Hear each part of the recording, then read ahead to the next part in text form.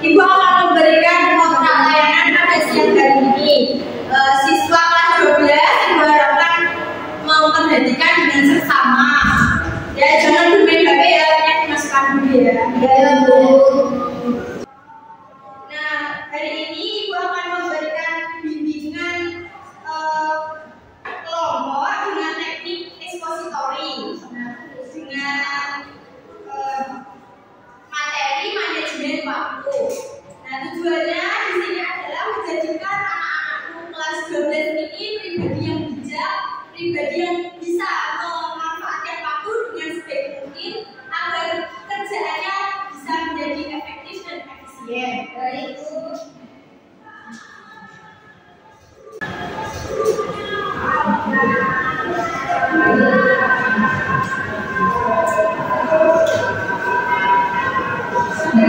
Apa sih manajemen waktu itu?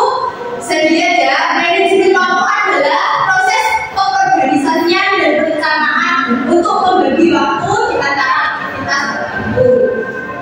Jadi manajemen waktu di sini maksudnya adalah seperti kita mengolah waktu kita, seperti membuat jadwal dalam sehari-hari. Seperti kalau di pondok-pondok itu kan sudah tersusun ya jadwalnya, jam segini ngapain, jam segini ngapain gitu. Nah, berharap siswa itu juga seperti itu gitu, agar kegiatannya itu lebih efektif gitu.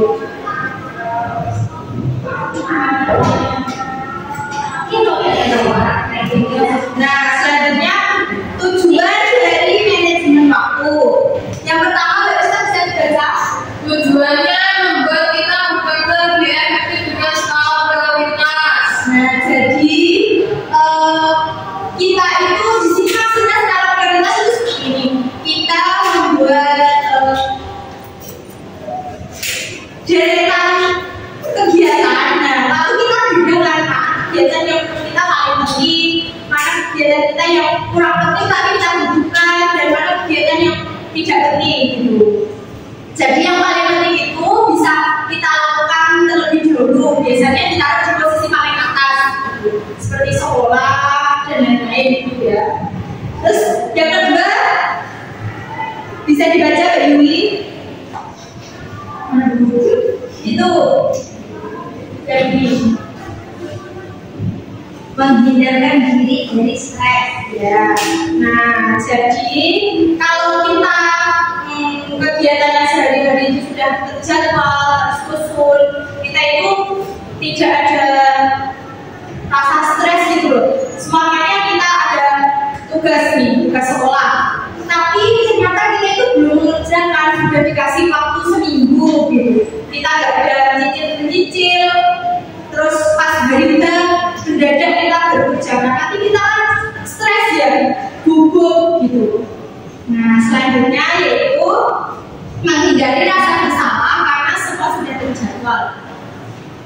Kalau kita contohnya seperti tadi ya, kita sudah melakukan semua aktivitas yang sudah terjadwal. Kalau kita melaksanakan, pasti kita nggak akan ada rasa bersalah gitu. Saya sudah bertanggung jawab kok, saya sudah mengerjakan kok sesuai dengan jadwal. Berarti tidak ada penyesalan sama sekali, tidak ada rasa bersalah, tidak ada yang kegiatan-kegiatan yang ditinggal. Yang keempat yaitu mengurangi kecenderungan menunda pekerjaan. Di jadwal itu kan pasti ada jam-jamnya. Nah, pastikan kalian itu juga melakukan sesuai dengan jam tersebut. Tahu batasannya, jam segini aku ngapain, jam segini aku harus selesai, jam segini harus istirahat dan lain-lain. Terus yang kelima yaitu membuat kita lebih produktif dengan menghindari hambatan yang menghalangi tujuan. Misalnya nih, kita kok ada waktu senggang, pas di jadwal itu nggak ada hal yang penting kita lakukan gitu. Kita waktu senggang, nah kita itu bisa mengisi dengan membantu orang tua, kita bisa lakukan dengan hal lain, membaca buku atau nyicil PR dan lain-lain gitu. Pokoknya jangan kosong. Belum capek. Kalau capek boleh istirahat dulu. Capek terus. Kamu ini malas banget. Yang keenam yaitu menghindari kegiatan yang bentrok atau tabrakan. Kalau kita sudah punya jadwal, terus kok mendadak ada jadwal yang bentrok, dan kita bisa pertimbangkan di mana kegiatan yang lebih penting, mana yang kurang penting gitu. Jadi misalnya kegiatan yang kurang penting itu kita bisa menolak, karena hari ini saya itu ada jadwalnya ini, ada jadwal ini gitu. Kita bisa bilang maaf ya, aku nanti ada bimbingan atau ada les atau ada apa gitu. Besok kalau sudah ada waktu senggang baru kita lakukan ini, apa misalnya jalan-jalan lah. Terus menghindari batasan kita dari kendali waktu. Semuanya pas waktu kita bermain, nah kita biar nggak seenaknya sendiri gitu main sampai berjam-jam nggak pulang, waktunya ngaji nggak ngaji, waktunya sholat asar nggak pulang kayak gitu, habis sekolah langsung main. Kalau kita punya jadwal, kita oh ya aku apa itu di jadwal itu bermain cuma 2 jam misalnya. Nah terus selanjutnya itu manfaat manajemen waktu. Yang pertama bisa dibaca Bapak ya. Yang pertama pekerjaan tertata dengan rapi. Nah itu dengan kan kita jadi membuat jadwal itu pokoknya dengan kita membuat jadwal itu kan sudah ditata sama kita. Kita tinggal mengikutnya, tinggal melakukan saja. Terus yang kedua dibaca Mbak Zahia, mempercepat pekerjaan. Jadi nggak ada tuh yang namanya molor-moloran gitu. Harusnya jam segini sudah waktunya belajar, tapi kok masih bermain, masih beli jajan, masih apa gitu. Habis maghrib aku waktunya belajar. Nah harusnya juga harus belajar, jangan malah bermain, jangan lihat televisi, TikTok dan lain-lain. Terus selanjutnya yaitu meningkatkan kedisiplinan diri. Dengan jam-jam yang sudah ada pada jadwal itu, pasti kita akan mengerjakan dengan tepat waktu juga. Nah, itu dapat meningkatkan kedisiplinan diri secara tidak kita sengaja. Terus yang kedua yaitu membuat diri menjadi bertanggung jawab. Misal nih, kita kalau nggak sesuai dengan waktu yang kita tentukan, pastinya kan itu sama saja kita seenaknya sendiri kan, itu nggak bertanggung jawab kan. Jadi kita itu harus punya tanggung jawab. Jam segini saya harus pulang, jam segini saya harus belajar gitu. Jadinya kita harus bertanggung jawab. Nggak boleh seenaknya sendiri. Dikasih waktu main cuma 1 jam, ya sudah selesai 1 jam, nanti seterusnya istirahat, jangan begadang, besok sekolah. Nah, selanjutnya ini tips manajemen waktu. Yang pertama, kita harus punya tujuan yang jelas. Jadi setiap kegiatan itu kita cari tujuannya. Kayak misalnya kita les, oh ya tujuannya itu apa gitu, manfaat apa enggak, penting apa enggak gitu. Jadi kita bisa tahu kegiatan itu di paling atas. Terus yang kedua yaitu skala prioritas. Apa sih skala prioritas? Contohnya seperti apa? Tadi Bu, yang diberikan sampaikan. Ya, prioritaskan. Jadi tahu ya kegiatan mana yang paling penting dan mana yang tidak penting. Ya. Yang ketiga yaitu berani berkata tidak. Contohnya seperti apa? Ayo. Contohnya kalau kita sudah waktunya belajar gitu ya Bu, ada teman yang ngajak kita nongkrong apa itu, kita udah nggak bisa, mau belajar. Ya betul. Terus yang keempat, jangan menunda pekerjaan. Kan semuanya sudah terjadwal. Usahakan kita itu juga patuh gitu. Kita itu sesuai dengan jadwal. Jangan seenaknya kita sendiri sudah dibuat jadwal tapi masih nggak disiplin gitu. Kita juga harus mengikuti jadwal yang kita buat. Terus Ibu punya gambar, nanti kalian itu ya membuat kesimpulan ya dari gambar ini. Ayah dulu, ya ada satu. Ayah dulu ya.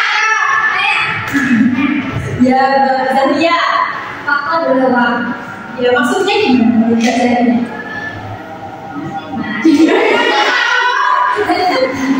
Nah, nggak apa-apa menurut Zadia. Saya itu waktu itu sangat berbeda, sama Stephen gitu ya. Ya, berbeda. Ya, terus Barista Sama dulu. Waktu sama orang seimbang.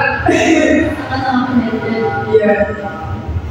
Sudah, itu saja Nadia. Tidak sama. Nah, sekarang itu mau kalian membuat jadwal manajemen waktu kalian untuk kalian di rumah. Nanti yang sudah bisa maju ke depan. Ya, dari ya. Nanti maju ke depan ya. Itu ditulis ya. Ada masalah.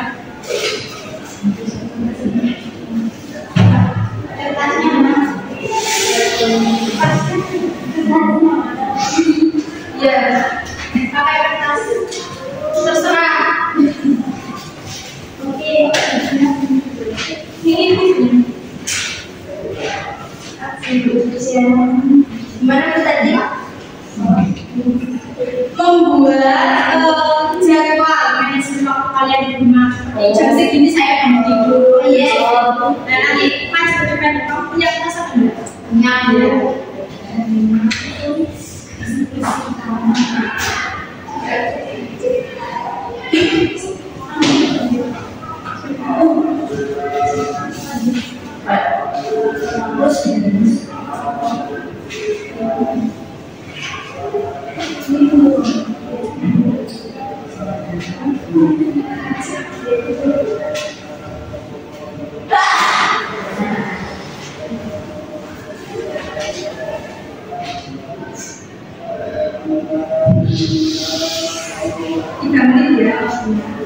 Bu, saya izin ambil itu ya, Bu. Iya.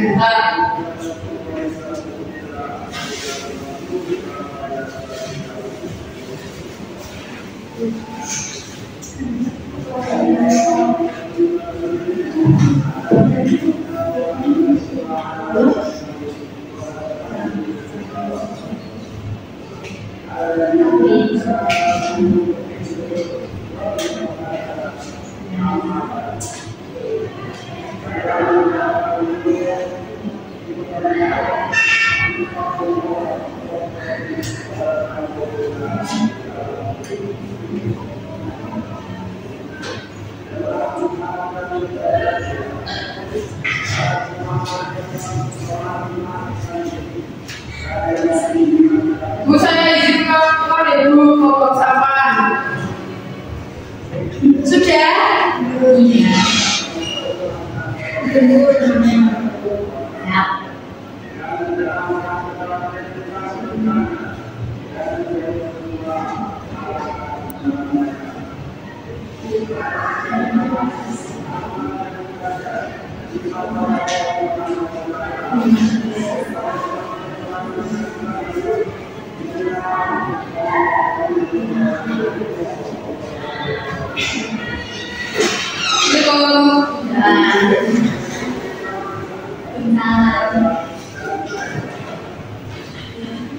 Sudah selesai? Sudah.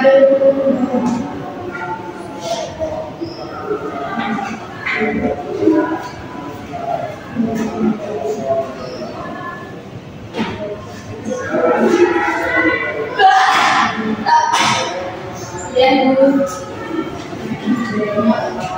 Ya, Mbak. Iya, bisa maju terlebih dahulu. Maju.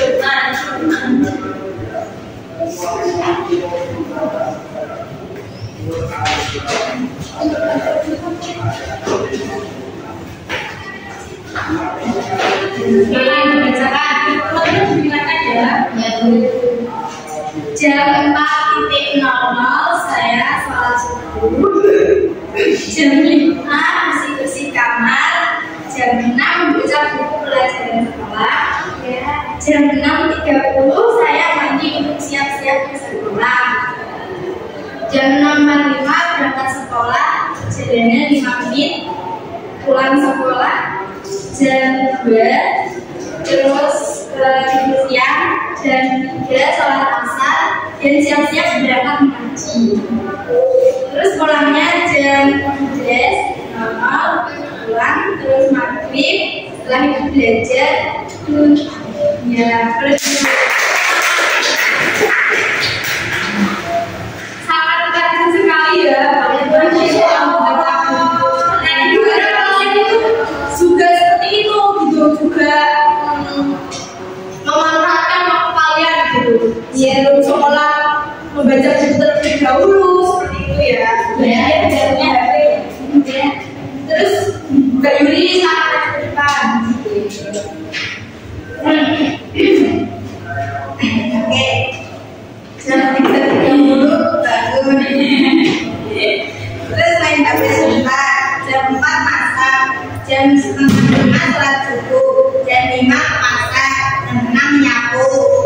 Jam 6.30 main HP. Jam 7 mandi. Jam 7.30 berangkat sekolah. Setelah pulang sekolah, jam 2.45 kan sholat asar.